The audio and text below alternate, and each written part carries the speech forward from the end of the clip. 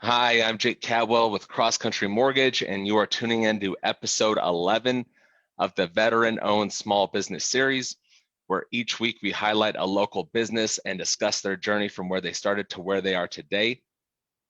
And today we have Brandon Bird with Bulldog, Grub, and Pub. You can follow them on social media. They're actually really good at social media on Facebook and Instagram. But welcome, Brandon. Glad to have you. I appreciate it. Good to be here. And it's kind of funny, just the people watching, that Brandon was one of the first people that I asked to come on to the series, and I had to keep on bugging him to come on, and he finally came on for this last one. So we definitely appreciate that. You bet.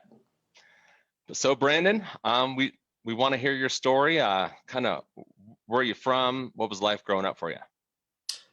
Boy, how long you got? I just turned 50, so let me get out my long list. Pretty much Colorado native, born in Kansas. Came here when I was like 1 or 2. Grew up in Georgetown. Let's see, been in Greeley for about a decade. Couple different fire departments. Ended up getting on Greeley Fire and retiring from there about a year and a half ago. So I could tell you. So you grew up in Colorado. Did you go into the Marines right after high school? Oh, all right. Right out of high school, I was one of those guys that I could have had a full ride to wherever, and I was still going to join the military. You couldn't tell me any different. I remember, if you've seen, there's a pretty famous movie, Platoon, Oliver Stone, where Charlie Sheen's sitting in the jungle in the pouring rain, and it's pouring on him, and the guy goes, "What are you doing here?" And he said, "Well, I walked in the recruiter and said, I want infantry and I want Vietnam." And I was kind of one of those guys. So, I remember taking the ASVAB, which is the SATs for the military, and the recruiter going, "Really? The infantry? I could put you in a helicopter. I could, there's a lot."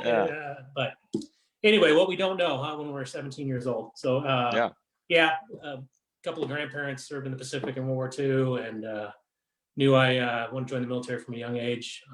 Even after seeing Full Metal Jacket, still joined the military. Not a lot of people can. I was going to say it's Platoon and Full Metal Jacket that are like the two mainstays that everyone sees the Marines. But definitely, 17 and Terrence signed. I went in. So nice. Military background. Good. So you went in. You were a grunt. You did your time, and so when you got out, what'd you do from there?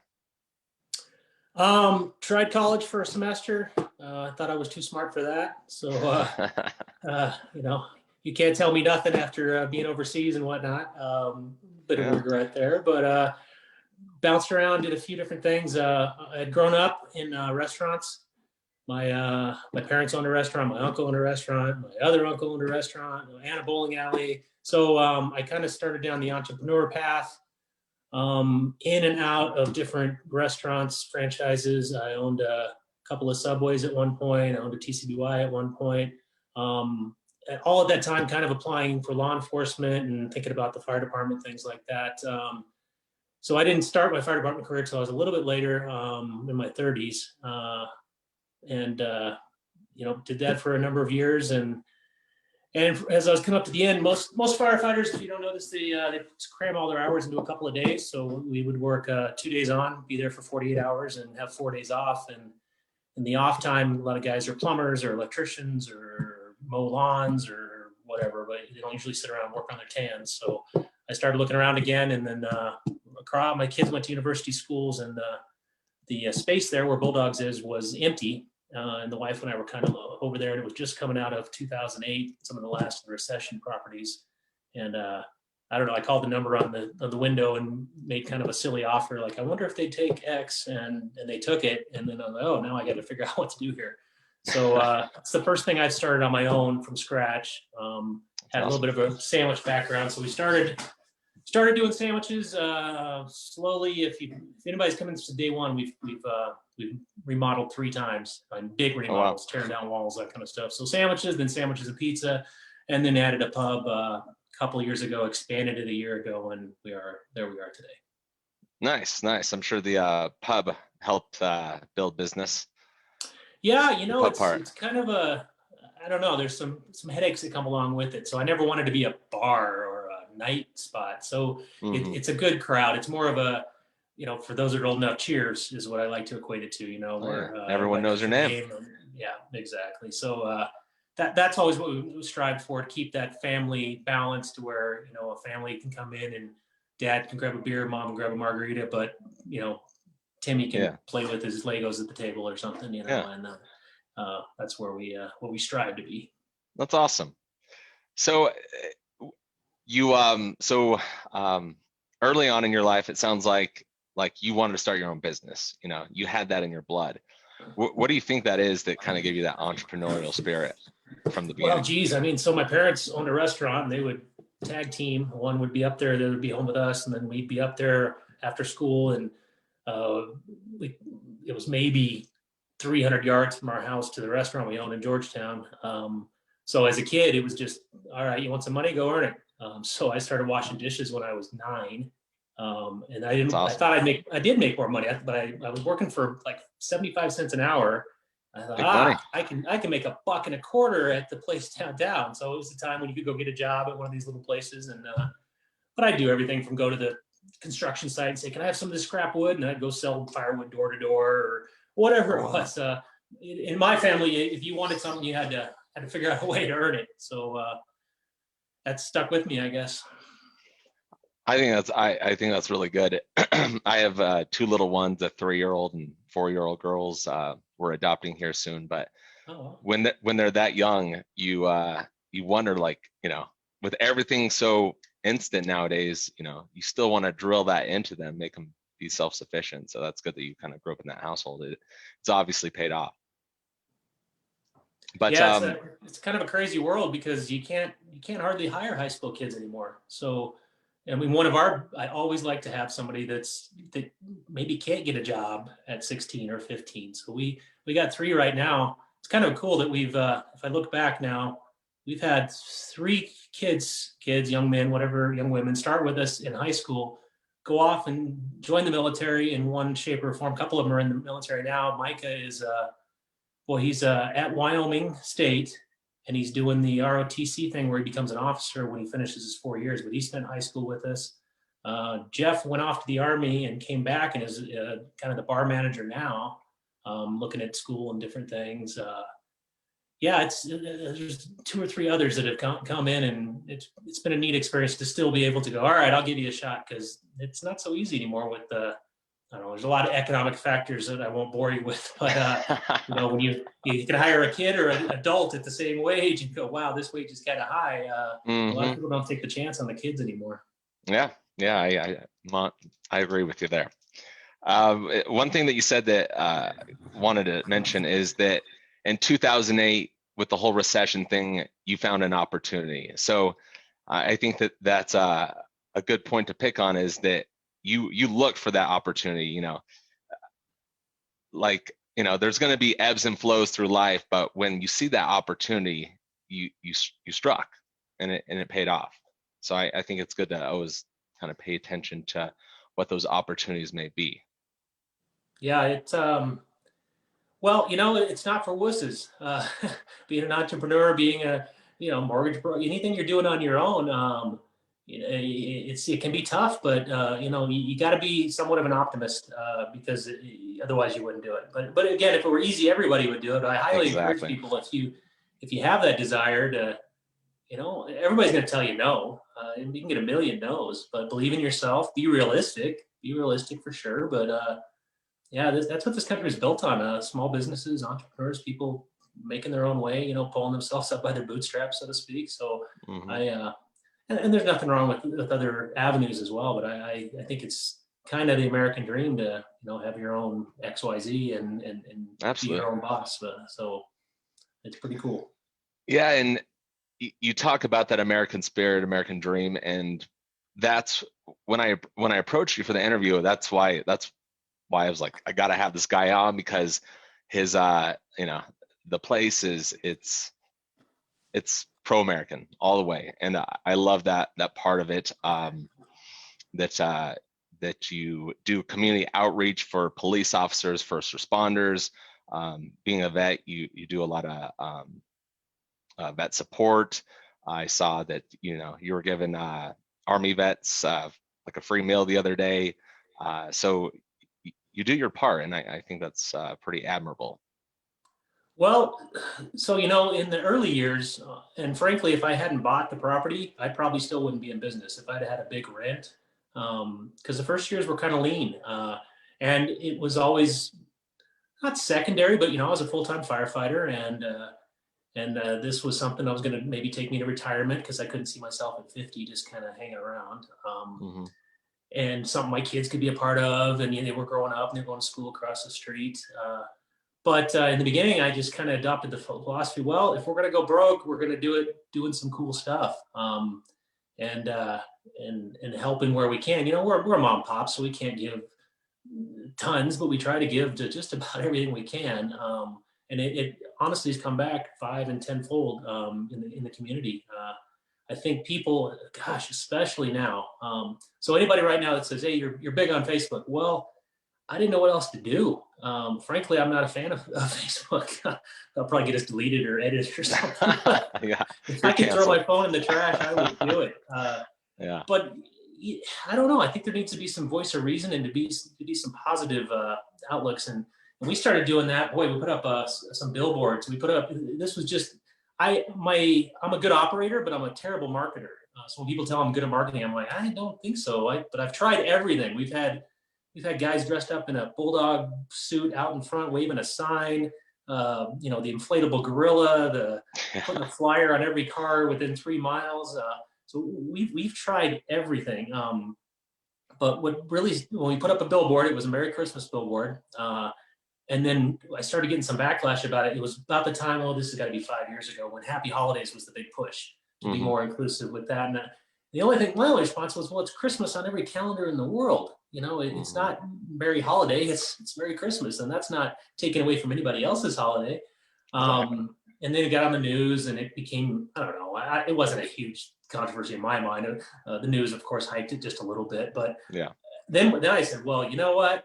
I'm going to put up some more billboards. So the guy, Matt, that worked at Lamar Advertising, good guy, he had called me whenever he had one that wasn't being filled for a month or two, and he could give it to me at cost. And I got some partners. I got Becker Safety and Supply, Devin over there. I'm actually the firefighter with him early on, and Zach at Greeley Auto Spa.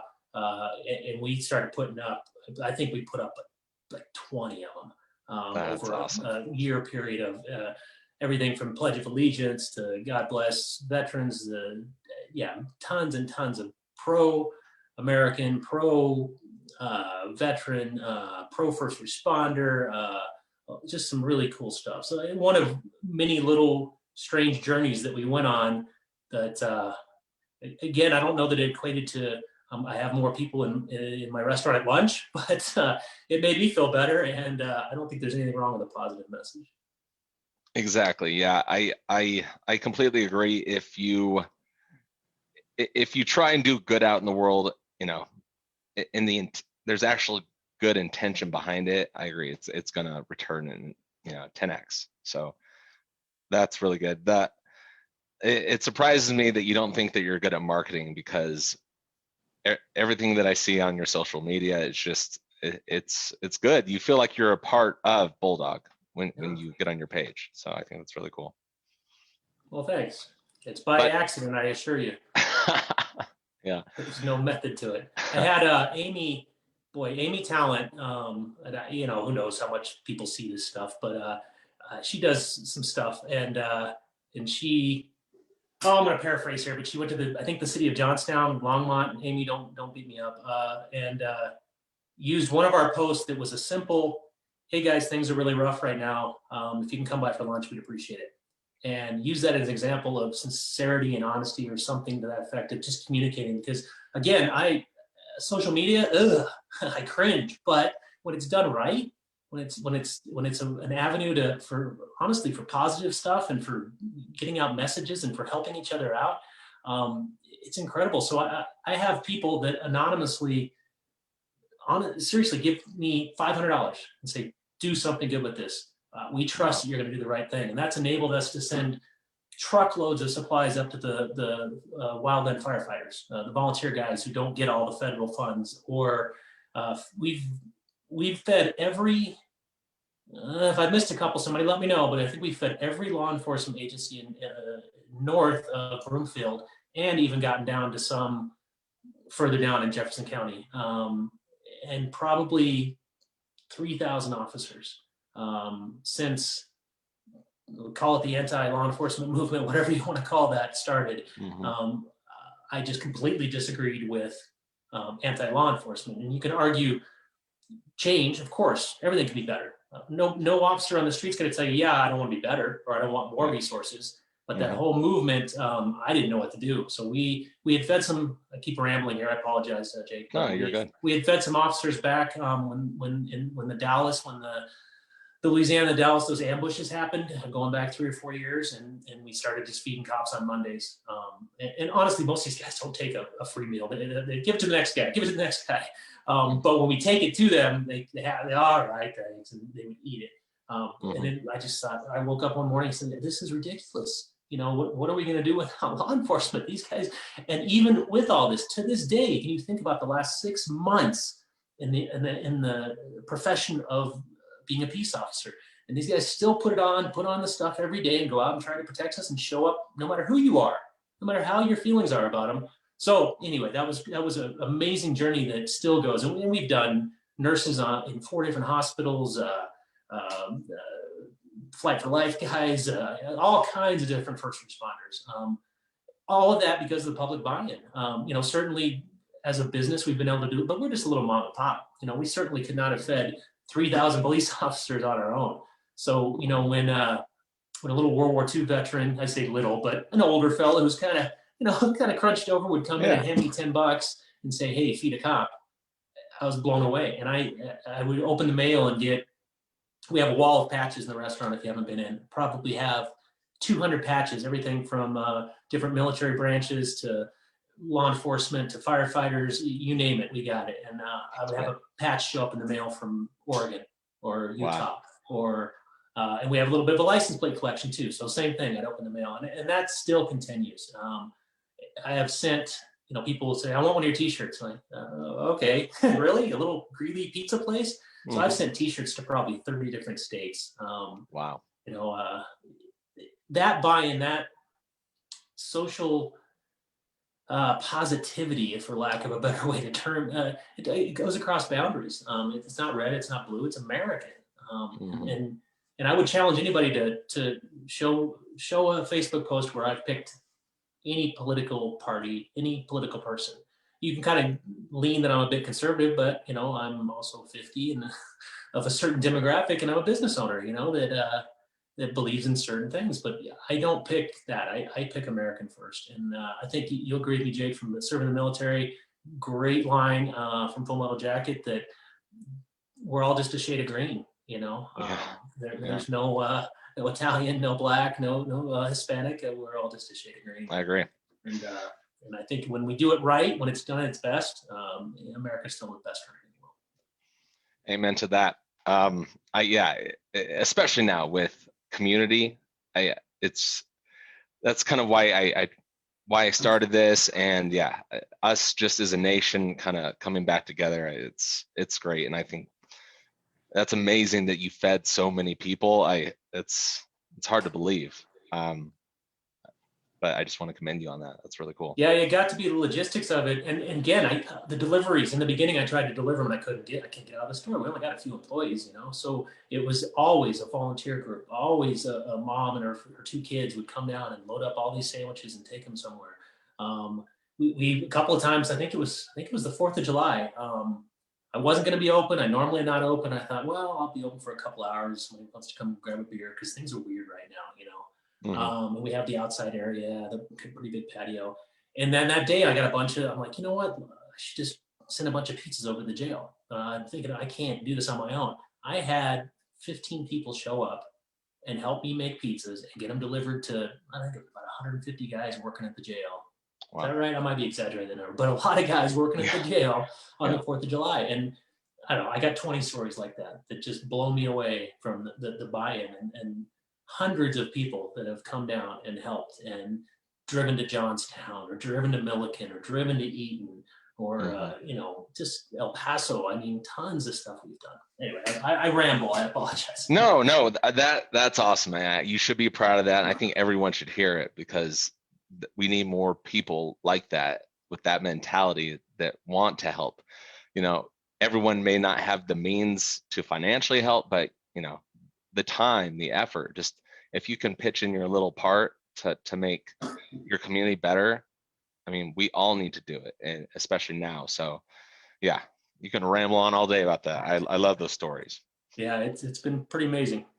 But so you've built, you called it a mom and pop business, but you're the community within the restaurant, it's a culture almost. But you got there from somewhere. Now if there's a business, a new business owner out there that's thinking about making the plunge to start their own business, to quit their job and start something new, what advice would you give to someone in that position? Whoa, that's a tough one. Well, you'll hear there's a lot of cliches out there, right? If you enjoy what you're doing, you'll never work a day in your life. There's all that kind of stuff. Yeah. And you need to like what you're doing, but yeah. I would say being realistic is extremely important.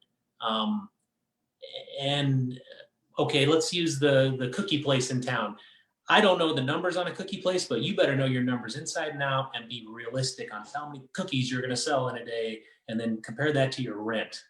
So start with some realistic numbers, and then you got to have a passion.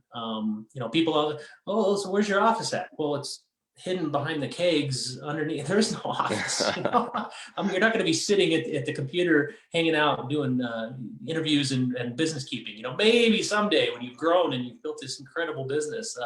But generally speaking, you've got to be prepared to work every day and work. I used to tell this story all the time. People have a job where and say, it must be great working for yourself. I said, well, have you ever gone to work and lost money? I said, it happens to me all the time. It's something to consider delicately, but then again, I'll fall back to, you better be an optimist. And if you're going to do it, jump in with both feet and do whatever it takes, and tell yourself you're going to succeed, and don't accept anything else other than success, because it is not easy. It's a difficult task, but nothing ventured, nothing gained. Yeah, and you said it earlier, if it were easy, everyone would be doing it, and that's the truth. I mean, a lot of grinding, a lot of late nights, a lot of time away from the family, but in the end, hopefully it'll all be worth it. So that's awesome. Yeah, no, I wouldn't discourage anybody, but the first answer I have is, hey, how much you projected to do in month 6? And then I pull it out, let's look at it. And I say, really? What if everything goes terrible? What does month 6 look like? You better have 2 sets of papers, best case and absolute worst case. But COVID being worst case. Yeah, yeah. More often than not. Yeah.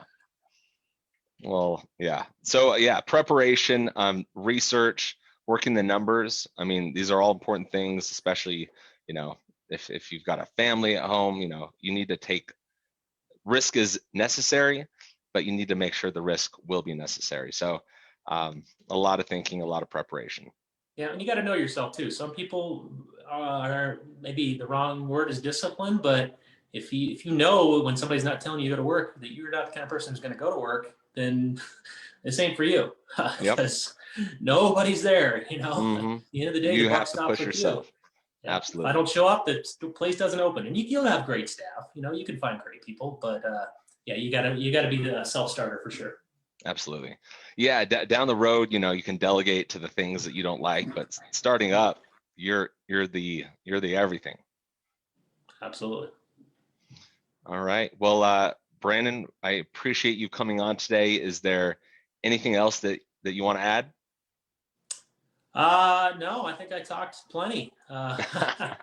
If you haven't come in, so we're in a weird location. I don't know who this will get to, but I got lots of people that like us and follow us. And what I'll say is, one of the best things you can do for us is come buy a sandwich. That helps us to do the things that we do. And if you haven't found us, we're in a really weird location. So if you're not going to the school or you're not going to the ball fields, I get it. But think about how far you drive to go wait. And I love Chick-fil-A, don't get me wrong, but to wait in that crazy line at Chick-fil-A, and not even just me, honestly, not even just me, but right now with everything that's going on, I know other business owners, I know, and they're not going to come up to you when you're sitting at their place and go, hey, could you please come in one more time a month, please? They're just not going to do it. So I would say, America, Greeley, Evans, Eaton, if you want your businesses to be here at the end of this, you better get out there and support them. And it can't just be Target and Walmart, frankly, because they're going to make it. And they'll survive. That's just the truth behind it. They got shareholders, they got deep pockets and lots of assets. If you want a place where all you got is Amazon and cooking at home, well, that can happen too. So I hope that's not the case. I have faith in America. I really do. I think, you can argue the sides of the safety and all that other kind of stuff, but we also have to survive and mentally and fiscally and economically have a country we want to live in. So that's what I got for you. Oh, one more. So it's great when you order delivery, but if anybody's still listening to this, Jake, I'd be very surprised. So I'll just throw out my public service announcement is, hey, it's great to use DoorDash. It's great to use Grubhub, but they're not free to the business. So when people call up and say, hey, can I place a to-go order, like they're bugging me? You're not bugging me. I would much rather see you come grab it, order through me, whatever it may be. And I know everybody else is like that too. Again, your Noodles and Company and your Red Robinson stuff, they absorb those costs, but the Grubhubs of the world take a big, big chunk. So something to keep in mind. All right. And we got employees that work too, that big chunks of what they make are tips. So, and I guess, Jake, as I'm talking here, this is just the trend that we're going towards in the last couple of weeks. I'm like encouraging people within your comfort level. I'm not here to preach one way or another on anything, but there's a big difference between going out and getting a burger or a pizza and sitting down and tipping that person and walking out. That experience does way more for the local economy than hopping on your phone and having something delivered. So. Absolutely. Well, I think that's a great note to end on.